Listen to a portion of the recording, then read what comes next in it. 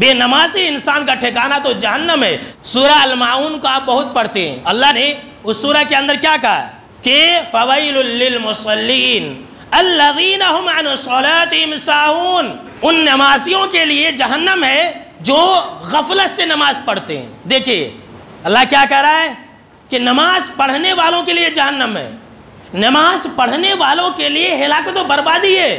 مطلب کیا ہے؟ جو لوگ نماز سرے سے نہیں پڑھتے، نمبر دو جو لوگ نماز پڑھتے تھے اس کے بعد نماز چھوڑ دیے، جیسا کہ اکثر مسلمان کرتے ہیں، رمضان کے مہینے میں نماز پڑھتے ہیں اور اس کے بعد نماز کو چھوڑ دیتے ہیں، نماز سے سستی برتتے ہیں۔ نمبر تین، جی میں آیا تو نماز پڑھ لیتے ہیں، جی میں آیا تو چھوڑ دیتے ہیں۔ نمبر چار، کبھی مغرب کی پڑھ لیتے ہیں، کبھی فجر کی پڑھ لیتے ہیں، کبھی عشاء کی پڑھ لیتے ہیں، کبھی ظہر اور عصر چھوڑ دیتے ہیں۔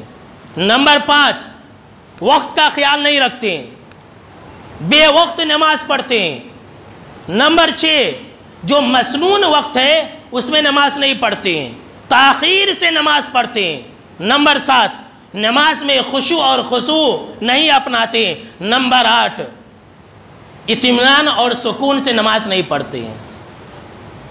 اتنے سارے لوگ جو نماز پڑھنے والے ہیں، جو نماز پڑھتے ہیں، ایسے لوگوں کے لیے اللہ رب العالمین نے کہا کہ ویل ہے، جہنم ہے۔ جو لوگ نماز ہی نہیں پڑھتے ہیں، جو لوگ نماز سے دور ہو جائے، ایسے لوگوں کے ساتھ کتنا برا سلوک کیا جائے گا ذرا سوچ لیجئے۔ جو نماز پڑھتے ہیں لیکن اپنے من سے نماز پڑھتے ہیں، جو نماز پڑھتے ہیں اطمینان و سکون سے نماز نہیں پڑھتے ہیں، جو نماز پڑھتے ہیں سنت کے مطابق نماز نہیں پڑھتے ہیں، ایسے لوگوں کے لیے جہنم ہے۔ جو سرے سے نماز ہی نہ پڑھے، ایسے لوگ جہنم کی کس گڑھے میں ہوں گے سوچ لیجئے۔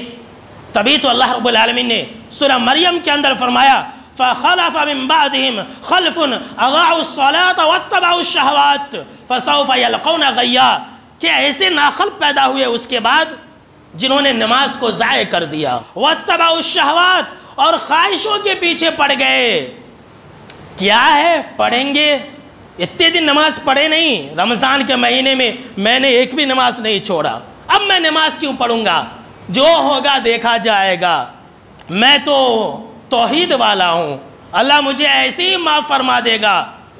تو اللہ رب العالمین نے فرمایا فَسَوْفَ يَلْقَوْنَ غَيًّا، ایسے لوگوں کو الغی، جو جہنم کے اندر ایک گڑھا ہے، ایسے گڑھے کے اندر، ایسے وادی کے اندر ڈال دیا جائے گا جہاں پر جہنمیوں کے خون اور پیپ ہوں گے۔ اللہ کی پناہ کہ ایسے لوگوں کا نقصان ابھی آگے آنے والا ہے۔